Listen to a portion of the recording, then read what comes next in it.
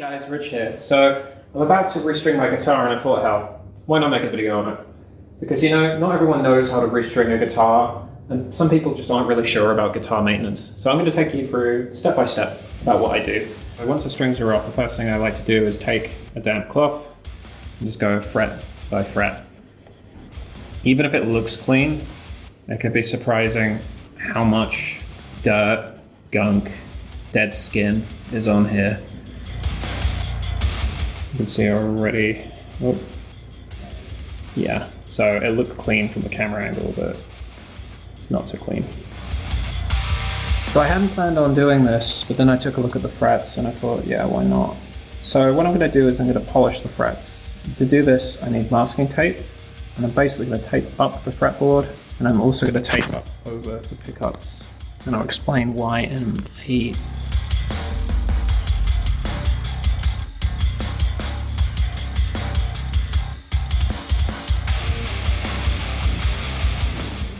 For the pickups, literally just tape over the pickup and over the cover, and it's not a huge deal. If it goes onto the body like it has here, it doesn't have to be neat. It's not going to hurt the finish unless you have some really vulnerable or fragile finish. It will be fine, especially because you're going to polish the body after anyway.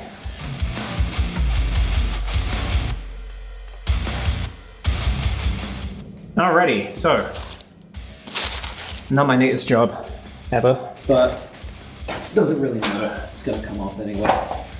Cool, so I've taken a piece of steel wool here, and I'm literally just gonna go side to side on the frets.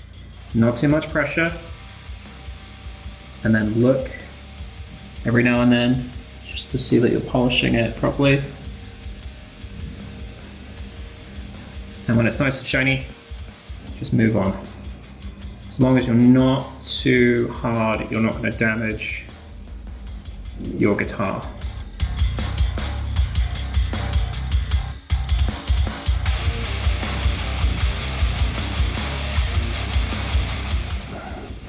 Right, and then along the sides, there's definitely some dirt buildup, so I'm just going to be really careful.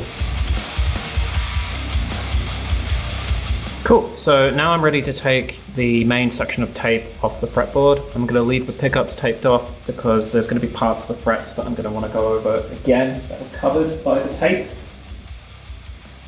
Right, now you can take the tape off your pickups and dispose of it.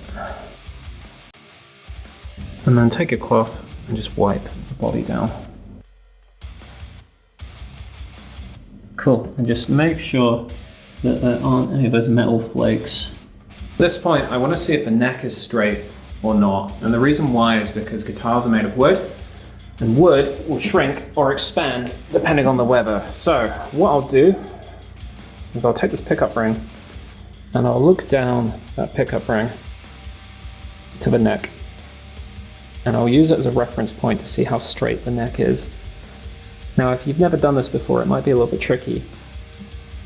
But, you know, just give it a try.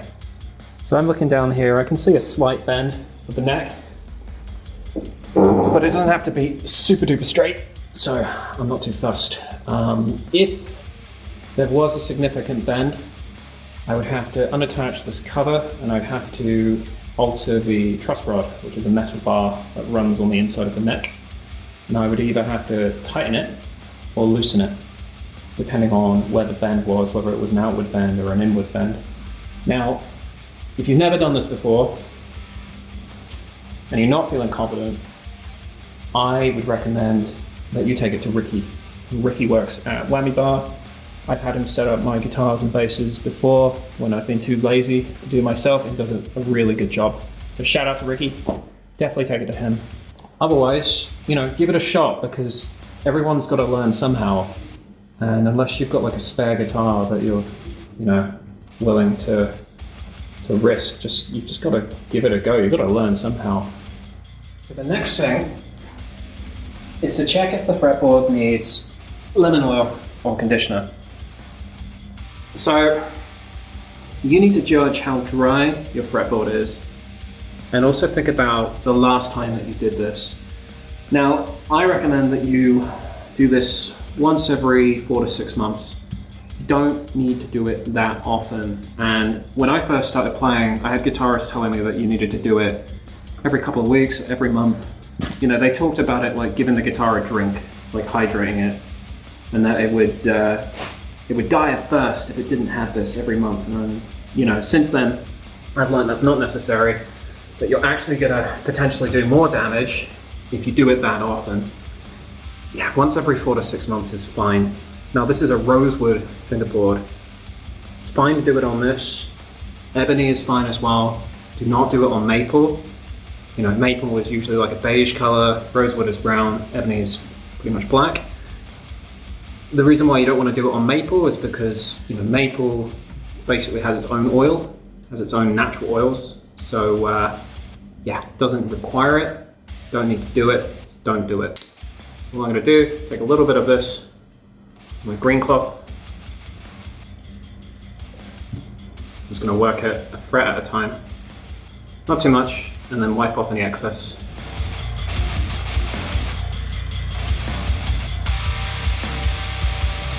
And I've got my strings now. So, lowest number is 10.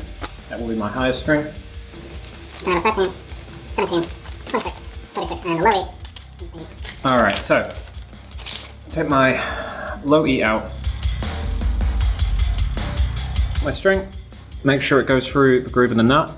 If I didn't have locking tuners, I would want to wrap it around once, around the post, starting from the inside, going around the outside, and then thread it through. I would not want to just thread it straight through, because that's going to affect your tuning stability. Equally, I would not want to wrap it around the post, with the low strings at least, too many times. The reason why I really like locking tuners is it's really simple, right? You just go through.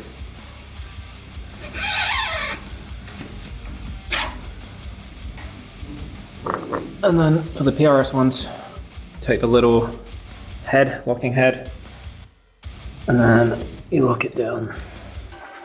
Just double check. There's a little bit of slack actually, so you can pull that through a little bit tighter. Lock it down. Make sure you're tightening up the right way, so it's going on the inside with the headstock. Sounds about right. And do the same for the rest.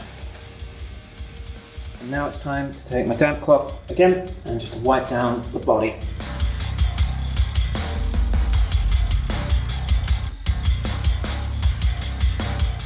And now it's time for the final part of the cleaning process. Take a polish, my last cloth, spray a little bit on it.